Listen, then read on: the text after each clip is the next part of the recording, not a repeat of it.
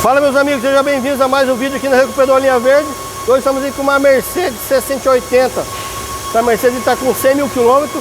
O cliente comprou ela 0 quilômetros e ele veio lá de Florianópolis. Ele rodou 350 quilômetros para chegar até aqui. Marcar aqui só o nome da cidade. Eu tampei a placa porque esse cliente a gente não avisou que ia fazer vídeo, geralmente a gente comunica. Então ele viajou 350 km por ter a falta da mão de obra lá na cidade dele. Ele não achou ninguém que poderia passar tanta confiança e veio para Curitiba só para isso. Aquele Cerato também o cara viajou 200 km para resolver o problema de embreagem e a suspensão ele já trocou 2 vezes e não resolveu.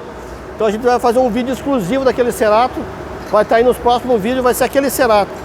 Está trocando os 4 amortecedores do 3008, os 4 amortecedores do Celtinha, tá com o Celtinha ali também. E o restante dos carros aí é a embreagem hoje. Eu vou mostrar aqui para vocês também um pouquinho da Mercedes. Essa Mercedes aqui o cara comprou 0, ele é todo cuidadoso com o carro. Ele já fez a manutenção já prévia lá na cidade dele. Trocou a bieleta. Já trocou a bieleta, já verificou a suspensão. Até condenaram um tirante aqui. E eu já avaliei, o tirante dele está 0 bala. O carro está com 100 mil quilômetros. A gente não vai mexer no tirante. Ele veio pronto para trocar o tirante, mas nós não vamos mexer. O amortecedor dianteiro dele está com problema. Ele está com folga aqui está com as válvulas estouradas. Esse é um problema crônico aqui da Mercedes, acontece em bastante Mercedes. Então o carro está perfeito.